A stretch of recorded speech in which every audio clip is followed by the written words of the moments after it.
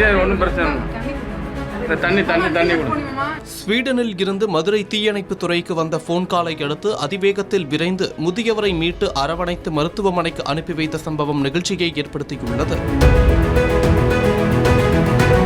மதுரை மாநகர் ஆண்டாள்புரம் பகுதியில் உள்ள தனியார் குடியிருப்பில் வசித்து வரும் ஓய்வு பெற்ற 85 வயதான அறநிலையத்துறை அதிகாரியான நாகராஜனின் மகன் ஸ்வீடன் நாட்டிலும் மகள் வேலூரிலும் வசித்து வருகின்றனர். நாகராஜனின் மனைவி கொரோனா காலகட்டத்தில் உயிரிழந்த நிலையில் நாகராஜன் தனியாக அடுக்குமாடி குடியிருப்பில் வசித்து வருகின்றார். இவருக்கு நாள்தோறும் ஆன்லைன் மூலமாக 3 வேளையும் உணவு டெலிவரி செய்யப்பட்டு வருகிறது. இந்நிலையில் இன்று மதிய உணவை வீட்டின் வெளியே வைத்து சென்ற நிலையில் இரவு நேர உணவு கொண்டு வந்தபோது மதியம் டெலிவரி செய்யப்பட்ட உணவு எடுக்கப்படாத நிலையில் சந்தேகமடைந்த உணவு டெலிவரி ஊழியர் எதிர் வீட்டில் கூறியுள்ளார். பின்னர் ஸ்வீடனில் உள்ள நாகராஜனின் மகனுக்கு தகவல் அளித்தபோது நாகராஜனின் செல்போனை தொடர்பு கொண்ட போதும் நீண்ட நேரமாக போனை எடுக்காத நிலையில் ஸ்வீடனில் இருந்து மகன் மதுரை பெரியார் பேருந்து நிலைய தீயணைப்பு துறையினருக்கு தகவல் அளித்துள்ளார். இதையடுத்து விரைந்து சென்ற தீயணைப்பு துறையினர் ஆண்டாள்புரத்தில் உள்ள தனியார் அடுக்குமாடி குடியிருப்பில் உள்ள நாகராஜனின் வீட்டு கதவை உடைத்து உள்ளே சென்றனர்.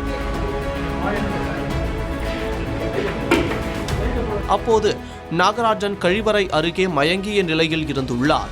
இதனையடுத்து அவரை மீட்ட தீயணைப்பு துறையினர் நாகராஜனுக்கு ஆறுதல் கூறி எந்தவித பதற்றமும் பட வேண்டாம் என கூறி உறவினர்கள் மூலமாக அவரை மருத்துவமனைக்கு அனுப்பி வைத்தனர். ஸ்வீடனில் இருந்து வந்த அழைப்பை ஏற்று முதியவரை மீட்ட பின்பு அவரை அரவணைத்து ஆறுதல் கூறி அனுப்பி வைத்த சம்பவம் நிகழ்ச்சியை ஏற்படுத்தியுள்ளது.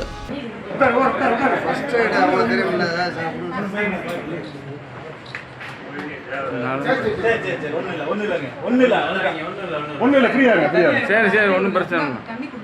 தண்ணி குடிங்க.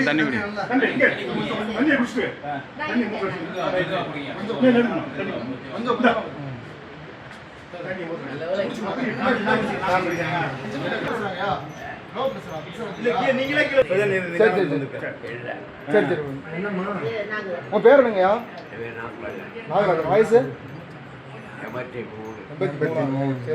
எப்படி நீங்க உட்காரும்போது தடுமாறி விழுந்துட்டீங்களா பாத்ரூம்ல? சரி ரைட் ஓகே. என்ன வேலை பார்க்குறீங்க? நான் கோயில் ஆஃபீஸர். சரி ரைட்.